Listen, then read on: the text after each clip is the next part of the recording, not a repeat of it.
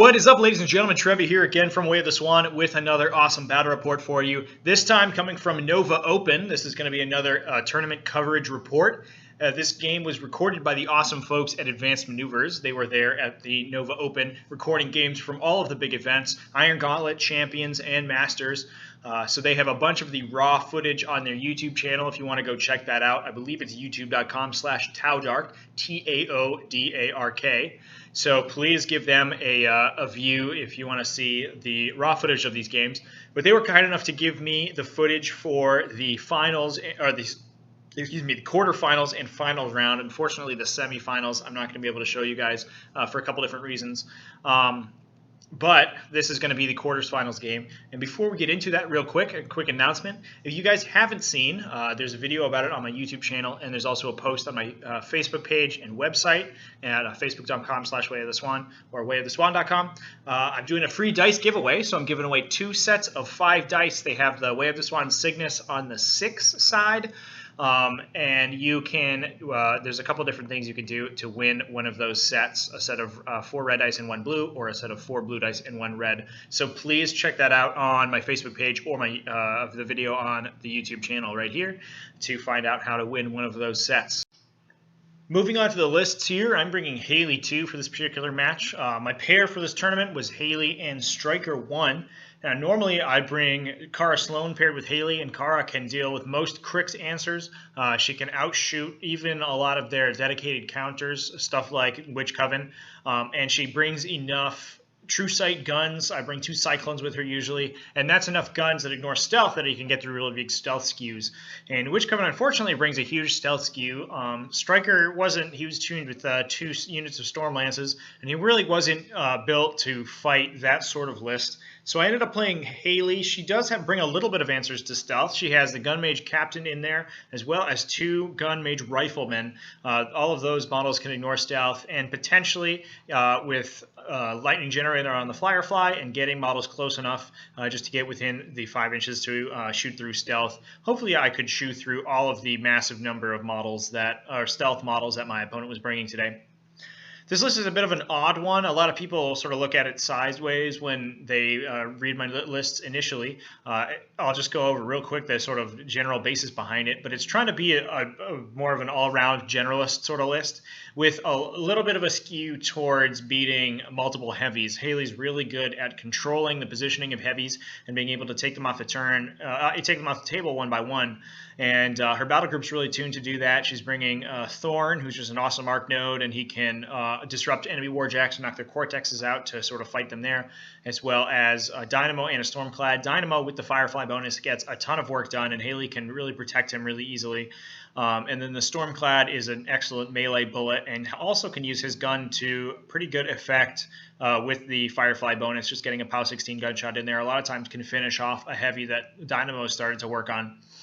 The rest of the list is sort of just built to fight mostly infantry, but also able to deal with armor a little bit. The rifleman in there obviously can do deadly shots and deal 3 damage to a column or a branch on a Warjack or a Warbeast, and then Alton actually helps that as well with his Beast Hunter and then stopping repair on those models with Grievous Wounds. The Ragman is in there. He's a little bit of an interesting choice because he doesn't have a lot of sack-pon targets. Most of the list is pretty high value. He does sometimes sack-pon to the Gobber Tinker or even Haley if she's not in too much danger and is camping enough. But most of the time he stays relatively safe until I need him late game where the Stormclad or Thorn or something is getting into melee and really needs the extra -2 armor from Ragman. The only other questionable choice in the list is the Black 13th, and a lot of people question me about that, but I think they're pretty good. If you're looking for an all-rounder unit that can deal with both heavies and infantry, the Black 13th are perfect for that. They have a high rate of fire to kill with very high value attacks to kill infantry, and with concentrated fire, they're even better at killing heavies than they were previously. So I do like them a lot. They've had really good success with that unit. Moving over to Michael Klinger's Cryx list, he was bringing, I forget what his pair with this list was, but the Witch Coven is a very strong Cygnar drop. They're very hard on gun lines with lots of stealth, and then obviously a turn of denial with their feet.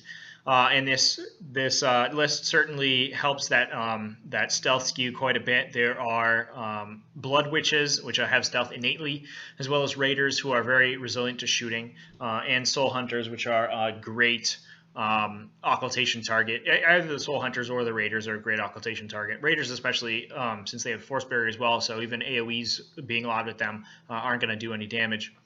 The battle group is pretty stock standard. It's a Deathjack with 2 Death Rippers. The Death Rippers are excellent with Infernal Machine. They can get a lot of weird angles with Stygian Abyss and Curse of Shadows, stuff like that. And then the Deathjack can obviously help out by throwing debuffs out there by himself with Necromancy, or just being a really heavy beater. He's also very strong with Infernal Machine. It's one of the strongest Jack buffs in the game. The scenario for this game is going to be a line breaker, not one that either my opponent or myself were very particularly happy about. The Cygnar generally is favored in line breaker because bringing a heavy gun line is really strong for a scenario that isn't particularly live. They can attrition their opponent out at range and then win a scenario victory fairly quickly in the super late game. However, the Coven bringing such a heavy anti-shooting skew, and my list not being as particularly tuned to shoot as a list like Carsloan or something would be, makes it pretty difficult to get enough pressure on my opponent to really be able to score scenario and pressure scenario early. So both my opponent and I, looking at this game a little warily, we're not really sure where we're going to go from deployment, but we're just basically going to attrition things out and see how things play out late game and see if we can get an assassination angle. The Coven obviously very good at that, or potentially go for scenario super duper late game. So I want the roll to go first, obviously, and everything is running up. We see Dynamo, Thorn, and the Firefly way up there, up the table. I usually try to get Thorn as well as Dynamo, like in conjunction between Thorn, the Firefly, and Dynamo to get damage on heavies early on and hopefully try to take them out. You can see Ragman hiding behind the wall there. These walls are excellently placed to defend that flag on that side. So he's hiding behind the wall there to contest that flag. I don't think I'm going to need his armor debuff very much this game, so he's just going to contest and hopefully get some things with his Bone Shaker. The important placement right now is the Captain Adept, who's deployed behind that wall towards the flag that's closest to the camera. He is my only model with just straight up true sight, so it's going to be very important where he goes and what he's able to do this game. So here's Michael running up his models. The Soul Hunter's getting way far up the table. Those walls also very good for the Soul Hunters as well. Obviously, a couple of them can stay pretty far back. They are fast enough that they can threaten pretty far, even staying so far back, and then the rest of them just get to get cover behind those walls there. We can see my opponent's built a little bit of a cloud wall around that beautiful forest right there between his 2 flags on the top, or I'm sorry, the flag and the objective there on the top. So the fuel cache is positioned a cloud there, and then one of the Coven has put down Veil of Mists next to it. So that's going to be 8 inches of LOS denial plus the forest, and that's just a huge amount of LOS denial that we can see that Deathjack is hiding behind currently.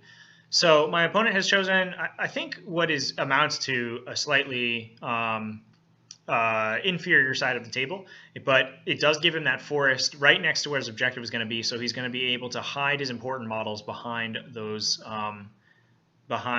clouds and LOS blocking right there. So here's what we have going on here. I've decided to try to get Deathjack early with Dynamo. You can see the proxy base. There's a proxy base in the cloud right there, and we have Thorn who charged a Blood Witch and killed her, getting right up as far as he can up into that cloud, and is just able to touch the Veil of Mists. And that's going to let him draw line of sight to Deathjack, and Haley can now, using the new awesome Dominate rules, she can dominate Deathjack and pull him to where that green proxy base is inside the cloud. That lets the Firefly run up into range, and then Dynamo, I believe, got temporal acceleration, and that is going to let him get up and take a ton of attacks into into Deathjack. I think we had a shot from the Firefly there that killed a Styxis Raider as well. And then we want to make sure that we land all of Dynamo's attacks. It's crucial that he hits all his attacks so he doesn't have to spend focus boosting to hit with Future Sight. So the Gunmage Captain flared him, and Dynamo was going in with a bunch of attacks, boosting damage now. I like to keep as many focus on him as he has attacks left. Which means that once he's hit his first 2, he starts boosting damage and getting a ton of damage through. And there he goes, rips Deathjack off the table, top of 2. So my opponent, unfortunately, losing a model, an important model that early is pretty bad for him. The Stormclad's moving up and just taking some random pot shots. I think he had a focus to boost a hit in case he needed to, and ended up not rolling high enough for it to matter. I think I rolled a 5, so it wasn't possible to hit the Soul Hunter behind the wall there, needing a 12. And then an obstruction across from the other flag there, helping out a bit. We're getting Alton Ashley to hide behind that obstruction, so he can't be charged. That's the crane there in front of the death clock. So he's not going to be able to be charged by the Styxis Raiders. They're not going to be able to clear that flag off very easily. And the Black 13th can sort of hang out far enough away that they'll be able to come in on any Styxis Raiders that want to come take that flag. Now, the first thing my opponent does on his turn is charge in with his machine right there on Thorn. I did make a bit of a positioning error with Thorn, and I didn't angle him quite right. I was hoping the wall and set defense would save him from most charges, and I wasn't really counting on the machine wraith. But he was able to just get into Thorn's back arc and land his hit pretty easily with puppet strings from the Wither Shadow Combine. So here he goes. Thorn's moving out from behind that wall and turning around. Now, he does have Arcane Shield on him, so he's going to be a little bit difficult to kill. And I don't feel too bad about trading Thorn for Deathjack. It's going to be Thorn and the Firefly, essentially, for Deathjack. I think Dynamo's pretty safe, and the rest of my heavies are pretty far back. And with Arcane Shield, they're going to be very difficult to kill. We see Curse of Shadows going down on Thorn right there. So with Arcane Shield, and without that heavy hitter that my opponent had in Deathjack, he's probably going to have a little bit of a tough time taking out those Arcane Shielded heavies, so I don't think this is a particularly bad trade on my part. Now here come the Blood Witches, and my opponent does make a mistake here, just some Mark III things, unfortunately. He gets 2 into the Firefly, dealing a couple damage, and then a bunch into Thorn, and takes a Dispel attack with the Blood Hag, and that knocks off both Arcane Shield and Curse of Shadows. What my opponent and I both forgot, I actually had no idea, but they do actually have Blessed as an attack type, so they could have all just done Blessed attacks and not even worried about Arcane Shield. But my opponent does still end up killing Thorn, so it doesn't end up mattering, but it could have, and that would have been embarrassing, unfortunately. But here come the Styxis Raiders, a couple getting into on the Firefly there, getting a couple points of damage into Junior, and I think he spends his focus to ignore the feedback damage, so he doesn't end up taking damage this early. And they take the Firefly out as well. So there's my 2 Light Jacks down, but in trade for Deathjack, I think it ends up working out in my favor. Thorn is a huge piece to lose, and he is an important part of the list at taking out stealth models, but Deathjack is such a problem between casting buffs and debuffs, as well as just being this enormous problem late game. I'm really glad to have taken him out. Anyway, here we have the Coven going, everything else just repositioning essentially, and the Coven going and putting down another Veil of Mists. Next up, we have the Soul Hunters going in. I believe they're just advancing to move up and jam. One of them takes a couple swings into the Gobber Tinker, I believe. Yep, he ends up taking out the Gobber Tinker, who had run in front of the Gunmage Captain in order to protect him, because he is a very important model, and I do want to keep him alive as long as possible. That Soul Hunter there just staying there to engage the Gunmage Captain as long as possible. So that ends the Coven's turn, and we're back to Haley. No feats have been popped so far in this game, but I think this is going to be a Haley feat turn. I'm going to try to get as much work done as possible against these infantry, probably get into melee, honestly, with these Warjacks, and hopefully attrition them down to the point that I can close the game out later on. We have the Gunmage Captain just using his Gunfighter to take out that Soul Hunter there with a brutal damage shot, and then moving back, because you can Gunfighter against models engaging you, even if you're not if they're not in your melee range. You can still make attacks against them. Put a bunch of focus into both Warjacks, and I think I end up casting Temporal Acceleration into the Stormclad. We're just using some sweet pre-measuring here to see where Haley wants to go to cast her spells. And there's a full advance up to that base right there, putting Acceleration onto the Stormclad. He's going to take out those 2 Soul Hunters behind the wall there. and then feet is going down. So we have, I think that was a Arcane Tempest Rifleman shot aiming into one of the Styxis Raiders, ended up missing. Alton actually missed a shot as well, and then the Black 13th moving up. Unfortunately, unable to aim because the Styxis Raiders have occultation on them. So we're looking for a bunch of 8s here to hit them, and I don't think we hit very many of them. End up missing most of the attacks, and so I think I only end up taking one Styxis Raider out from that side of the table. Stormcloud goes in, attacks the Soul Hunters, ends up killing both of them with one attack. One of them had eaten a shot earlier from the Rifleman, I believe, and was a little low on health, so the Electroleap killed it. So a little bit of a gross overallocation of resources, but it's okay because I'm not really sure where else I would have put them. We have, I think that was Ragman putting down a Bone Shaker, but missing the Soul Hunter there. And then Dynamo moving up to take some spear attacks onto all of these Styxis Raiders and Witches up in there. I think we got some sweet future sight action to make sure that we hit with those attacks. Back over to the Coven turn now. Unfortunately, this game is taking forever. Editing it is actually kind of a pain because there's pre-measuring makes it puts lots of empty spaces in the middle.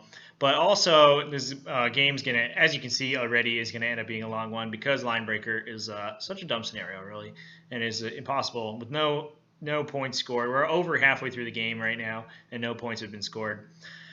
We have the Wither Shadow Combine moving up in the upper flag there, trying to take some pot shots. They're way out of Haley's feet, so they are able to do some dark fires, and I think hit Alton Ashley once, leave him on a couple boxes. One Soul Hunter goes in, who's out of Haley's feet, ends up killing Ragman for his impudence, and then moving over to engage the Stormclad. The other Soul Hunters up there contesting that flag. The Machine Wraith's running back, hopefully to get a sweet charge on Dynamo next turn. He's back behind the clouds there in the objective. And then the Styxis Raiders really dirtling around. I don't think many of them could have made attacks this turn. So obviously Haley's feet turn going down. It's not quite as egregious as it was in Mark II, but it still stops a lot of these infantry in their tracks with that huge 18-inch bubble. Catches a bunch of them and stops those charges.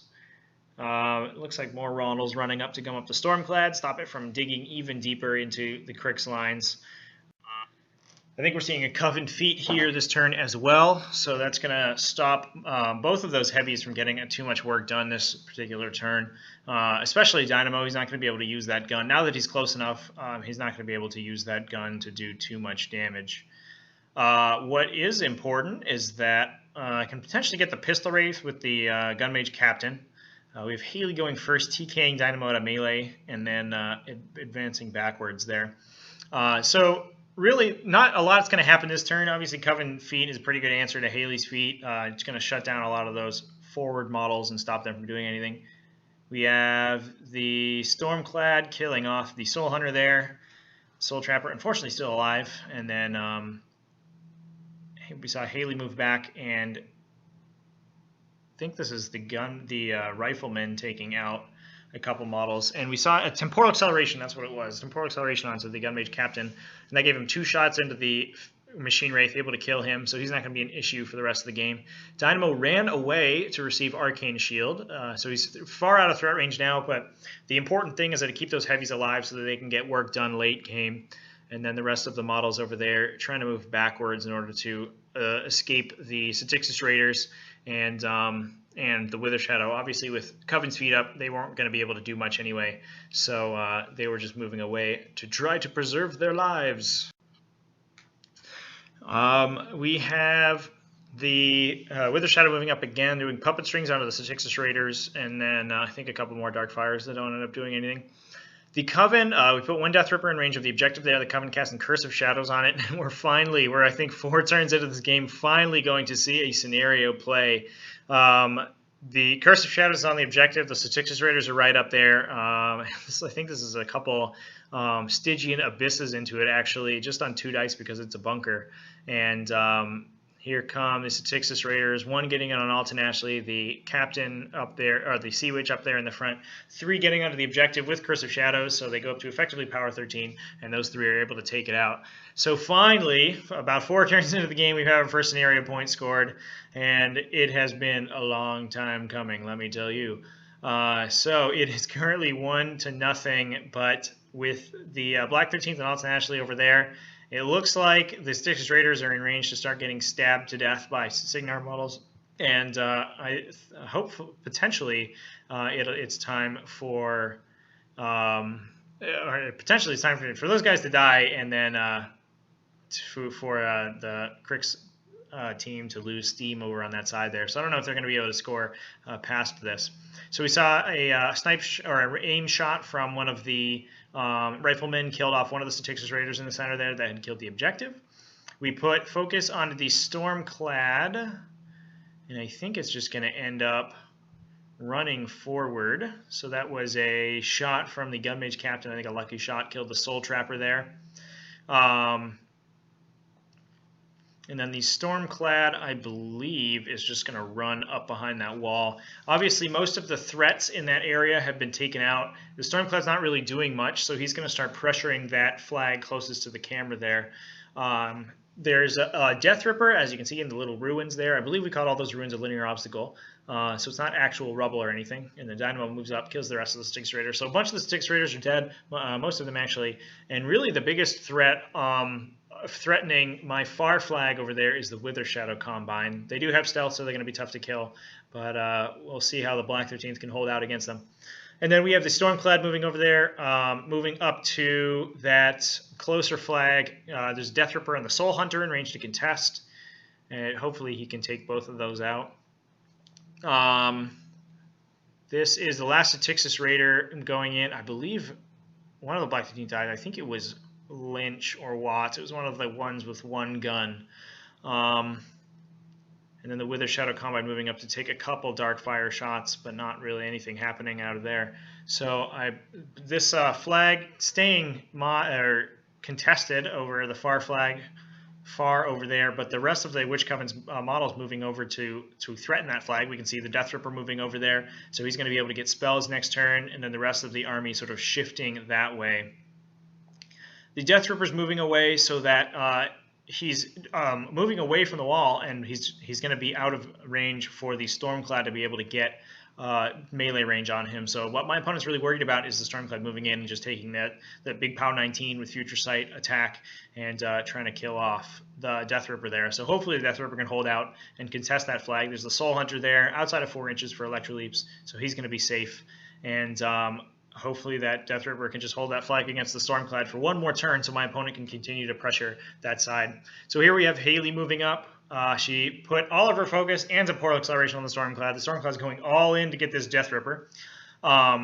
What he's going to end up doing with Temporal Acceleration, he gets the distance to move over to that area right there and then take 2 shots with his gun.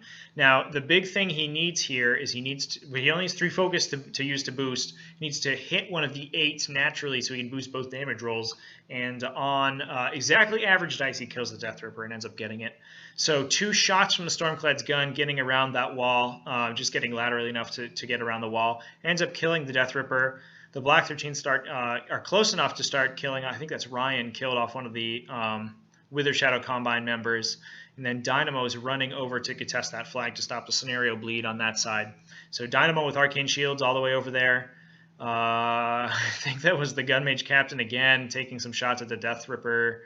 That wasn't the Death Ripper. Something in the cloud there was killed. But looking pretty good for me. The Stormclad scores that side for a point, so we are now tied at 1-1, and I think we have a total of 15 minutes combined on the death clocks right now. It is coming down to the wire here, ladies and gentlemen. Players are playing significantly faster, trying to finish their turns up pretty quickly, but it does not look good for Cryx over here. The Dynamo is contesting that far flag, so even if the remaining Wither Shadow Combine and the Styx Raiders over there are able to kill off the Black 13th and Alton Ashley, they're not going to have enough punch to get through Dynamo as well. They're not going to be able to clear that Stormclad off that flag, so they're going to keep having to bleed models into it to contest. And we saw a Soul Hunter move in and take on that Stormclad there, dealing a significant amount of damage with his charge attack. POW 14 charge attacks on those guys are not to be sniffed at. I think it might be POW 13 actually. But we have Alton Ashley finally going down to a Wither Shadow Combine Darkfire. Oh, I'm sorry. That I think was a Stygian Abyss from the Coven because of the Death Ripper over there. And then we have the Combine moving in to take some charges on Dynamo. One of the Combine moved in to take charge on Dynamo. The rest of the Styxis over there just getting into range to charge. Hopefully they can take him out next turn. But unfortunately weren't able to do crippling damage, and none of the flags have been cleared. So we're still at 1-1 so far. The Stormclad moves over, gets a bunch of focus, and kills the Soul Hunter. Stormclad's in a position there where he can threaten that flag, and Haley can go and dominate that side. So potentially can go for additional point and try to win. Haley does dominate that flag over there just with a run. I think she got Arcane Shield from the Journeyman, so Stygian Abyss. She's camping pretty heavily as well. So Stygian Abyss isn't really going to do much. Dynamo got a couple focus, but Haley did run, so he was outside of her control area, so he didn't benefit from Future Sight anymore. But Haley goes onto that flag, scores an additional 2 points, puts it at 3-1 in favor of the Cygnar side. So looking pretty good right now. Unfortunately, really the only models over there are the Witch Coven, and they're not able to contest. I believe the Egregore might be able to, but putting the Egregore over there would mean that the Coven would have a tough time casting spells, and they would just get murdered by a Stormclad afterwards. So my opponent really going in to try to kill Dynamo. The game's over at this point. He doesn't have the models to contest that flag, and Haley's going to dominate it a second time for the victory. But we're seeing if he can take Dynamo out. He gets in the back arc with the Death Ripper to Curse of Shadows and get some Stygian Abysses and try to kill him, but I think the dice flub a little bit on the charge attacks, and he's not quite able to get him. So that flag, the flag on my far side over there, still contested, so my opponent's unable to score, but it doesn't matter because at the end of his turn, Haley's going to dominate again and go to 5 control points. What a game. What a grueling game. It was a tough one to play. It came down almost to the wire. I only had 2 or 3 minutes left on my death clock by the end of the game because Linebreaker takes so long to win. But anyway, I hope you guys enjoyed this battle report. I ended up going on to the semifinals out of this round and was very happy to do so. Really liked the Haley list, and I think it performed pretty well, even in something that's pretty much traditionally a bad matchup. I think the scenario helped me a lot, keeping a lot of pressure off me until I could get in with the heavies late game. But I hope you guys enjoyed this battle report. Stay tuned for the final round from the Nova Open coming soon. Please, if you are interested and you like my videos and you like my channel and all the content I put out, please consider going on to my Patreon page, patreon.com/wayoftheswan, and supporting the channel. That would be awesome.